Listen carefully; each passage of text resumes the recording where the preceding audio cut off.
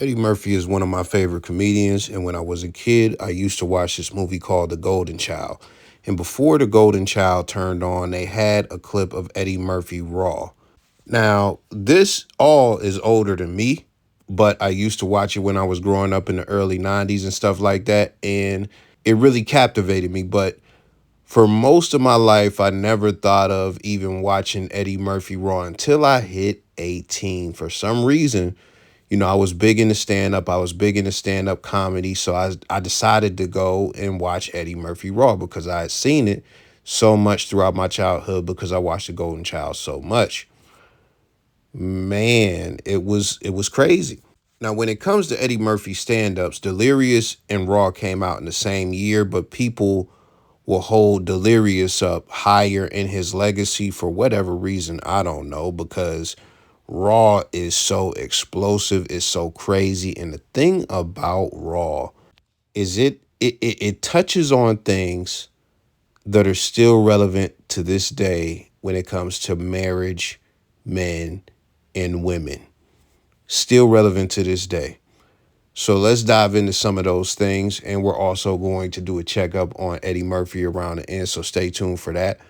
But listen, this is a real important video. Please put a like on the video. It starts with him talking about Johnny Carson's divorce. And I went shopping, and I was waiting on the line, and I saw the Inquirer magazine while I was waiting on the line, and I saw Johnny Carson on the front page. It was a picture of him like this. Then I said, what's up with Johnny? I turned to the inside story, and his wife was on the other page, and she was like this.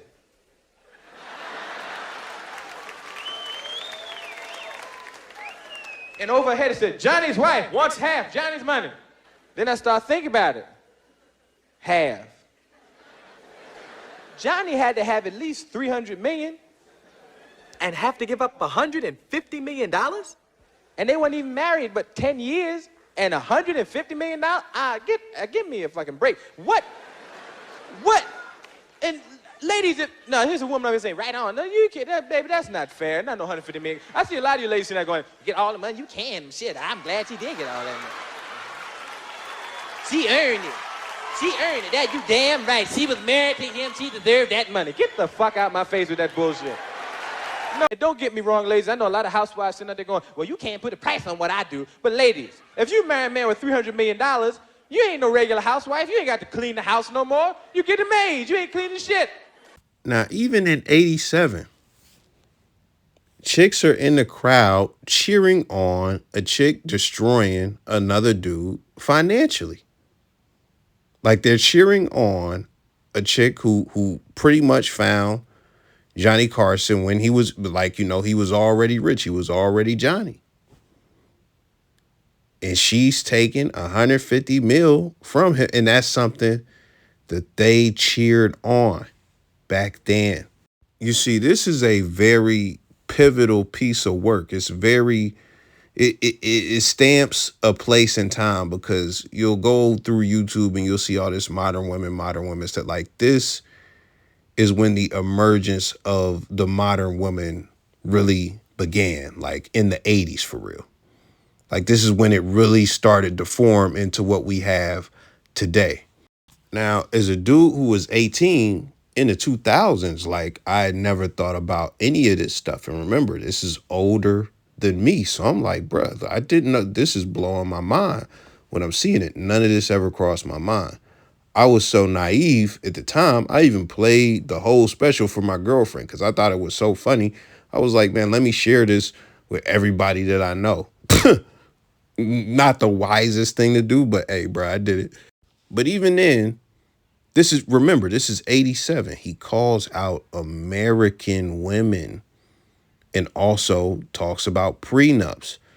This is like some post-feminism, post-legislation shit. You can't really find a comedian in the 70s or the 60s talking about this type of stuff. This is like all new. So he was laying it out back then. Let's watch some of that. You know what's real scary is that American women in the 80s have become very business conscious. Y'all the most resourceful and the most business smart women on the planet now in the 80s. And it would be an asset to us as American men if you weren't so vindictive. See, I gotta stop it there because this cat was dropping these bars in 87.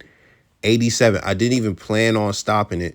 I actually watched it because I'm doing the video, bro. I don't watch this like 80 times, like before I even decided to do the video. And even as I'm doing the video, I'm watching the clips a bunch of times, bro. It just hit me right now when he said that is still the case. Yes, you would be an asset to American men if you were not so vindictive. And it comes down to this, feminism giving them opportunity, feminism conditioning them, and also their solipsistic nature, because this is what it is. When men get money, they think, wow, now I have enough to take care of myself, and I also have enough to get a girl, and I also have enough to pretty much have a family and support a family. Now we can live more comfortable, or I can begin to build a family, et cetera, or I can give to my family. That's how men think when they get money. When women get money, they think, wow, now I have independence. Now I don't need a man. I am an independent woman.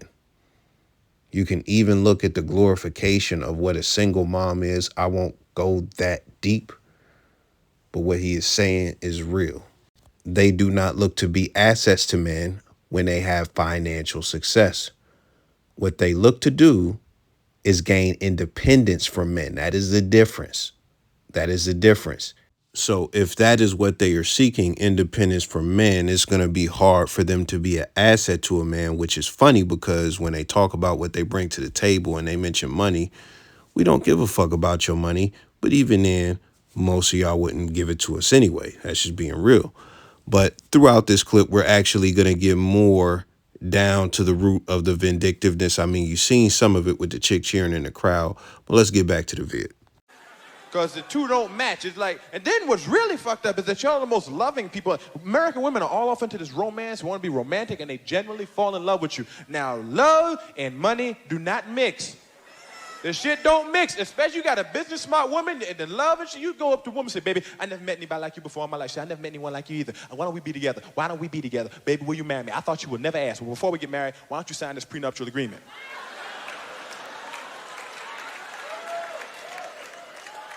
What do you mean sign a prenuptial agreement? Well, that's the contract that stipulates if we would ever break up, you take what you had when you came into a relationship and I take what I had.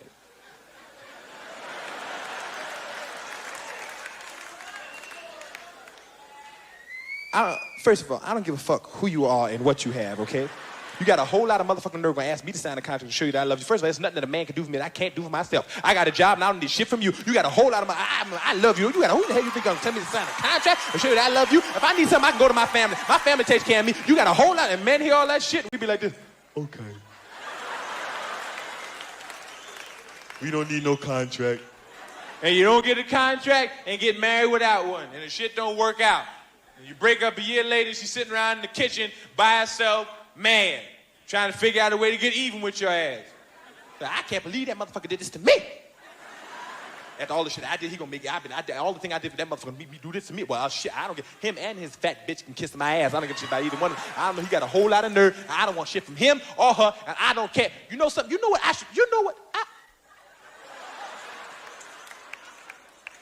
Half. I take half his shit, and they'll get it. They'll get you half your money, your house, your car, alimony, child support, and your children. You'll be on the cover of the Inquirer like this. So be careful.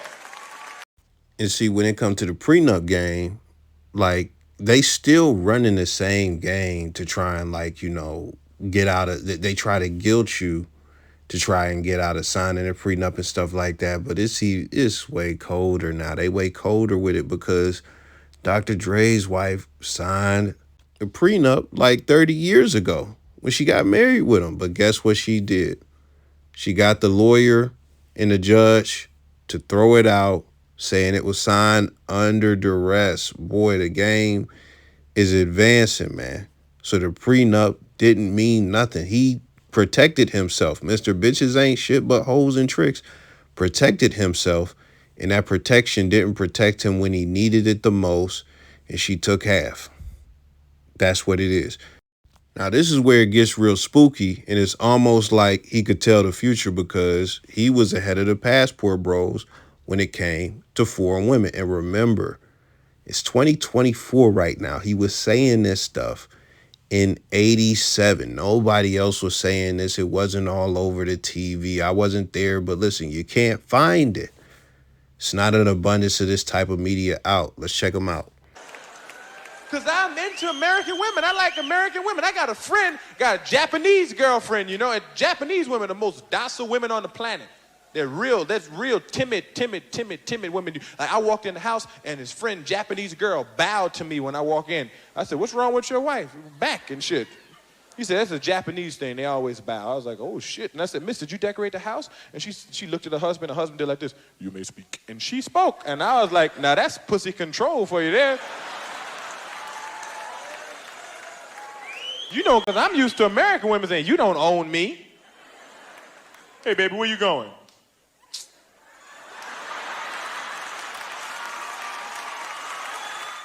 Janet Jackson got a hit record. "What have you done for me lately?" That's what they be thinking. "What have you done for me lately?" The record start off like that. "I know he used to do shit for you, but what has he done for you lately?" "Baby, I love you. What have you done for me lately?" "You the only thing on my mind. What have you done for me lately?" "We make good love. What have you done for me lately?" Got to have some money to get some pussy in the 80s. It's fucked up. That's why I say, hey, I'm a target. If I ever get married, I have to go off to the woods of Africa and find me some crazy, naked zebra bitch that knows nothing about money. She got to be butt naked on a zebra with a big bone in her nose and a big plate lip and a big fucked up afro. An afro got to, like Angela Davis see it and go, "God damn, that's fucked up." See me on the cover of Jet with some woman with a big bone and a plate and a big fucked up afro, butt naked, and you're gonna say, "Hey, Eddie must be visiting Africa." I'll say, "Murphy marries Bush bitch." I'm gonna be like, and I'm bring her home and lock her up in the house. You go off to Africa and get you a Bush woman, you can't let her mingle with American women because they'll change her shit up. American women stick together. Last thing they want to see is you got some trained Bush bitch in your house. They will catch her by herself in the kitchen and throw a monkey wrench in your whole program. As soon as they get alone, they'll be like, "I can't stand it. You be running behind him doing everything he tell you to do. Who you think he is? You ain't no God. You a human being. You ain't supposed to treat nobody. This house is too big for one person to be cleaned up. Why don't you leave? You always crying. Why don't you just leave the nigga? Oh, you know something, girl? Do you know you can take half his money? Did you know you can take half his money? Did you know that? Did you know you entitled? He didn't tell you entitled to half? Oh, he only told you half the story then, girl. You can take half the money, the car, the house, the children, all the money he got. You can buy all the... Oh, hi, Eddie. How you doing? Oh, I didn't know you was here. You scared me. Ooh, I can't stay. I was just talking to Fufu about it. Oh, Eddie, please, talk to Fufu. And leave me in the kitchen with some Bush bitch with an attitude. Eddie! Eddie! I want to talk to you.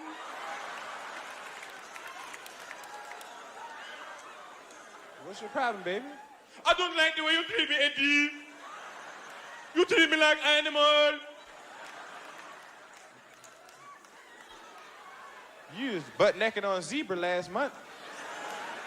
I don't care, Eddie. I'm an American woman now. I want what's coming to me. Eddie, what have you done for me lately?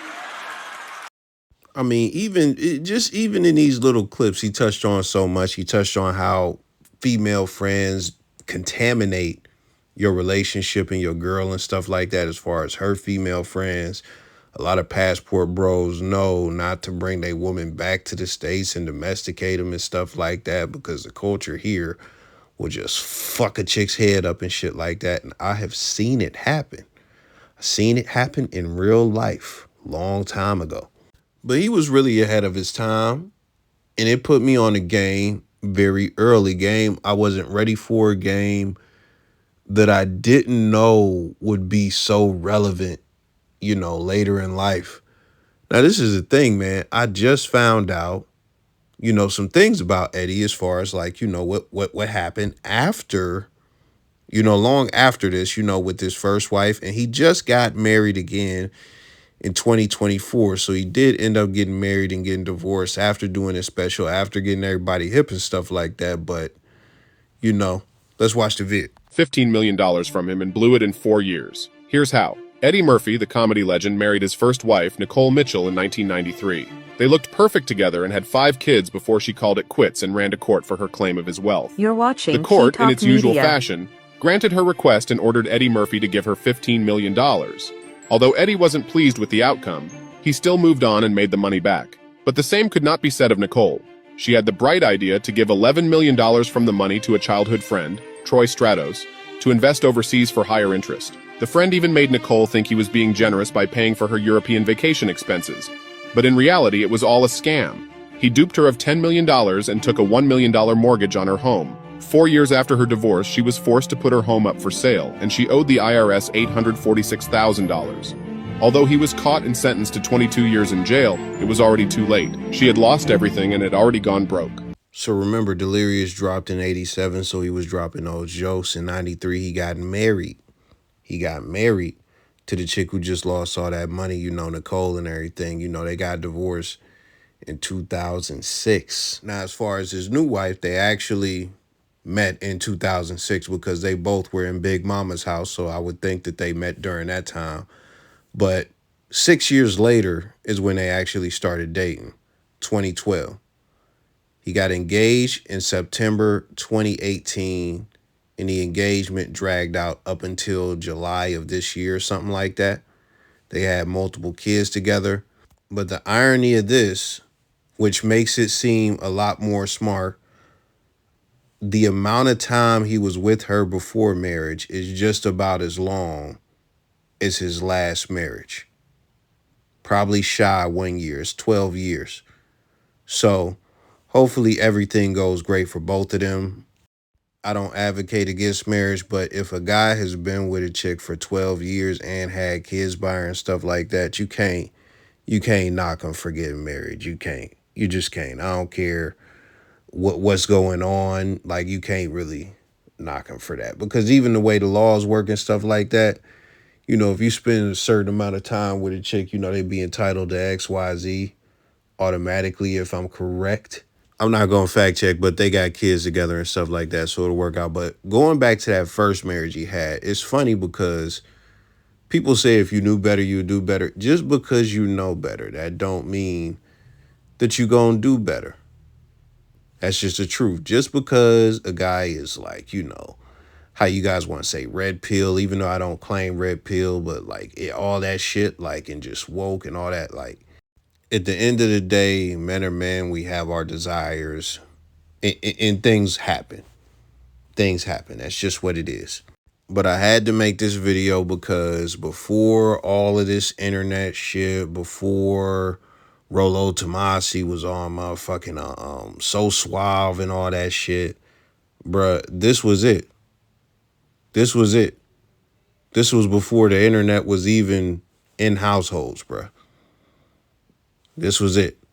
I highly recommend you watch the full special. I don't know if you can find it on YouTube or if you got to rent it, whatever you got to do. Watch the full special. I cut a lot out because I'm only doing like a 15-minute video. It's an hour-long set. So go and watch that. It's very funny. I'll catch y'all later, man. Let me know your thoughts.